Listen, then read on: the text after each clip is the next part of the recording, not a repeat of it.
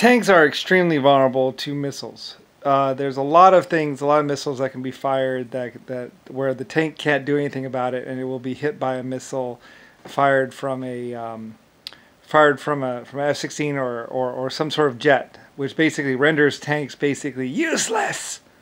They're useless, pretty much, which makes it a problem if you're in the tank business.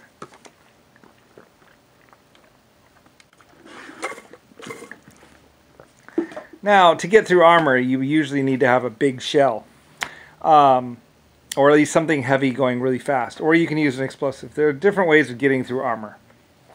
But one of the reasons why the tanks have that new automated turret, and why it's an automated turret, by the way, is because, well, there's all these missiles that can hit my tanks, and it's like, well, so it's a problem. It makes tanks almost very vulnerable. So what we're also working on is small radar system that sits on the tank, and it works around the tank, and it can sense incoming things, and the gun, the gun on the top of the tank, it can fire at targets. Get off my tank, man! Or what it can actually do is go. And it can actually fire at an incoming missile. Missile's coming like this, and it goes blam, blam, blam, blam, and goes, and the missile goes and explodes harmlessly against the side of the tank because that warhead right there. So anyway, and of course it has to fire armor-piercing rounds or some sort of rounds. The problem is, of course, well, you can exchange the ammo from underneath. Anyway, like I said, in Germany, we had the pop-up turrets where they go, anyway, those big towers that are triangle shaped, that's actually an auto ammo feeder and also a pop-up turret. The turret would go,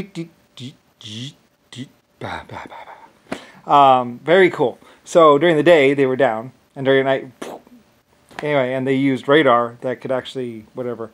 But it's still a manual thing, I think, like that. But we were working on an automated computer system. They called it Fortress Germany for a reason. With everything from pop-down security buildings to, well, actually the lid. I think it had a steel shield and it also had a lid. Anyway, it's not a concrete lid. Anyway, when it comes to being safe, there's no one safer than LS. We spent a lot of money just in case because there's all these weapons of war.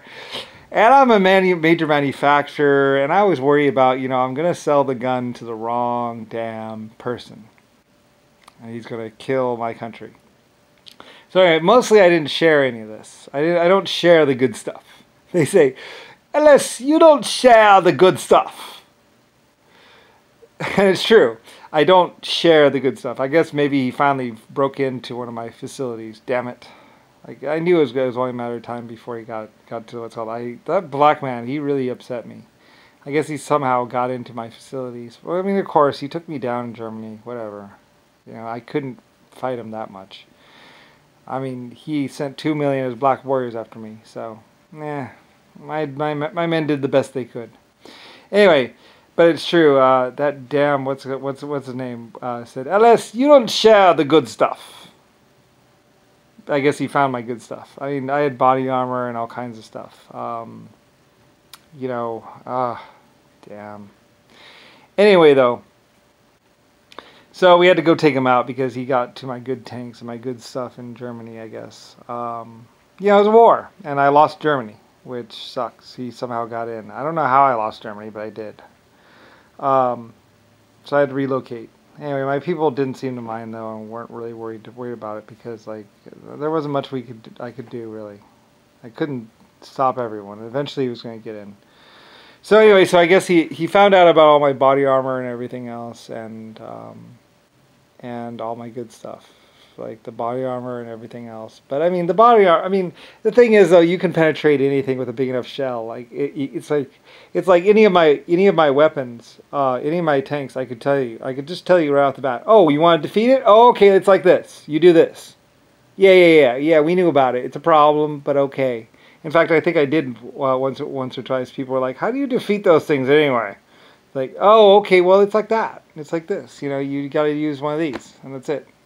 So, I mean, I made all the weapons, so there ain't nothing I can't defeat. I mean, you know, we did so many tests and everything. We knew the weaknesses of everything. We didn't just build stuff and go, oh, okay, we're gods now. It's like, well, now, well, yeah, but it doesn't do that good in these areas.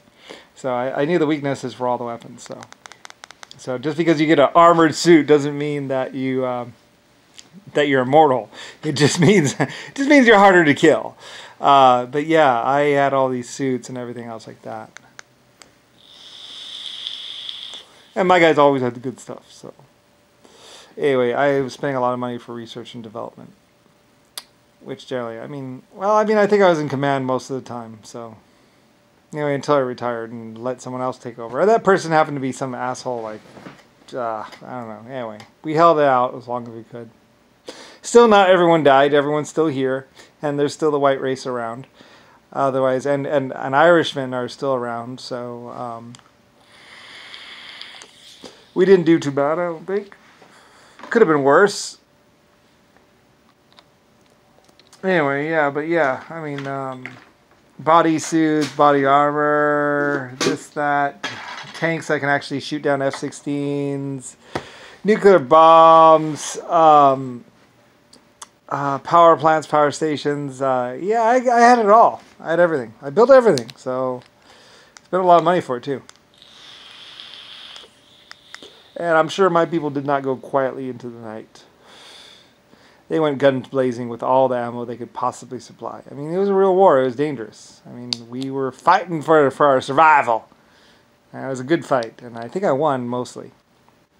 I don't think I mean, I'm still alive, so if I had really lost, I'd be dead. So, and you would have never heard about Lucifer or LS. LS wouldn't exist anymore. I mean, you would never have heard about Lucifer. So, or Star. There wouldn't be any stars or Lucifers. So, or America. There'd be no Germany. There'd be no America. There'd be no Stars and Stripes. There'd be no Land of the Free. So, anyway. So, I'm pretty sure I kind of won. But I still made a lot, so. Anyway, but yeah, I spent like $2 billion in tanks and like maybe even $1 billion on body armor. Towards the end there, I was just like, let's make it all good. I was like, what about the soldier? We're not spending any money on the soldier. Let's go ahead and spend $1 billion on the soldier. Let's really kick it up a notch. Let's see what we can do.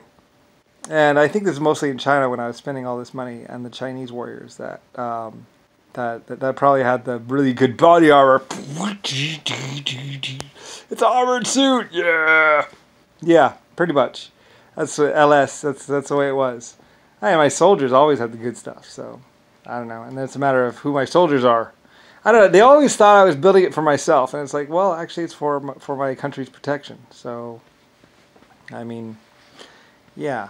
I mean, but we were very careful with who exactly protected our country. And anything can be taken down if you know how to do it. Eventually, you got to climb out of that tin can, you know. And when you do, you're going to have to go to the bathroom eventually. It's curtains. Or you can come out quietly with the flag waving. So anyway. Yeah, it was like that. So.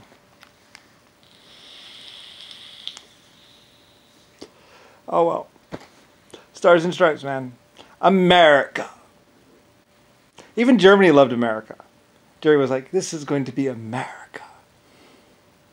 They love naming things. Like, I love my Germans. My Germans were awesome.